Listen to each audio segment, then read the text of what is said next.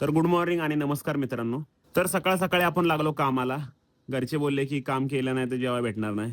मग आपण जे फांद्या वगैरे होत्या त्या मागे घेऊन गेलो, कारण की त्या मागे रचायच्या होत्या आणि या सर्व फांद्या खेचत खेचत घेऊन मी त्या ढिगावरती टाकल्या. तर मित्रांनो, कष्ट केल्याशिवाय भाकर तुकडा कसा मिळेल, म्हणून कष्ट हे करावे लागतं. त्यामुळे मी पण कष्ट करत होतो, नाही तर घरचे जेवण देणार नाहीत. आणि ते वातावरण खूप ढगाळ झालं होतं. बहुतेक आज पाऊस पडेल. लग्नाचं काय होईल काय माहिती, सांगता येणार नाही. तेवढ्यात मला टॉमीचं पिल्लू दिसलं आणि ते माझ्या जवळ आलं खेळण्यासाठी आणि त्याच्याबरोबर मी थोडंसं खेळलो आणि ते पाहून टॉमीला राग आला की त्याच्याबरोबर खेळतोयस, माझ्याबरोबर काय खेळत नाहीस. मग त्याच्याबरोबर पण मी थोडासा खेळलो आणि इथं हा खड्डा काय खात होता काय माहित. ह्याला कॉन्ट्रॅक्ट दिलं पाहिजे खड्डा खाण्यासाठी.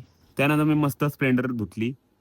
ही गाडी खूप माझ्या मनाच्या जवळ आहे. आता मी पल्सर घेतली आहे, पण हिच्याबरोबर माझ्या खूप आठवणी जोडलेल्या आहेत. म्हणून ही खूप महत्वाची आहे. कारण ह्याच गाडीवरती मी गाडी चालवायला शिकलो. त्यामुळे ही गाडी खूप बेस्ट आहे.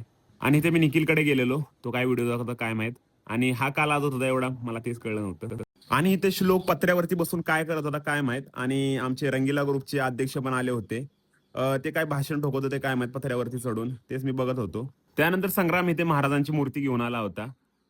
ती लग्नासाठी आम्हाला लागणार होती. आणि टॉम पण आला होता, तो बघत होता संग्रामला. आणि संग्राम इथं खूप खोल चर्चा करत होता. ती चर्चा आम्ही ऐकत होतो. त्यानंतर मी रेडी वगैरे होऊन निघालो लग्नासाठी.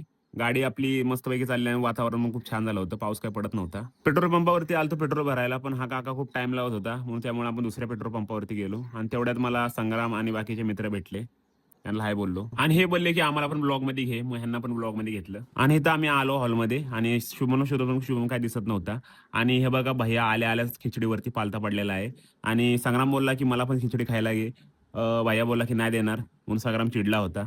बघा कसा बघतोय. त्यानंतर शुभम हळदीसाठी तयार झाला, पण कुर्त्यामध्ये शिरला, पण कुर्त्यातून तो काय बाहेरच निघत होता, अडकला होता. मग त्या कसा बसा बाहेर निघाला आणि मित्रांनी पण त्याला थोडी हेल्प केली. मग कसा बसा त्याने व्यवस्थित घातला. नंतर ह्याचा नंबर आहे मित्रांनो, दुसरं लग्न ह्याचा होणार आहे आणि ह्याचं 3 नंबरला आहे. पोरगी भेटायला झाली, पोरगी बोलती नवरा निबारा आहे.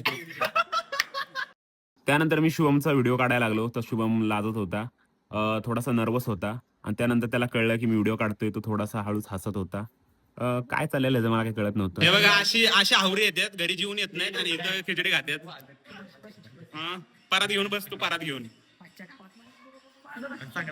संग्राम संग्राम तर हावराच आहे खूप. अयो. त्यानंतर संग्राम बोलला, हे चल व्हिडिओ काढ लवकर पटापट.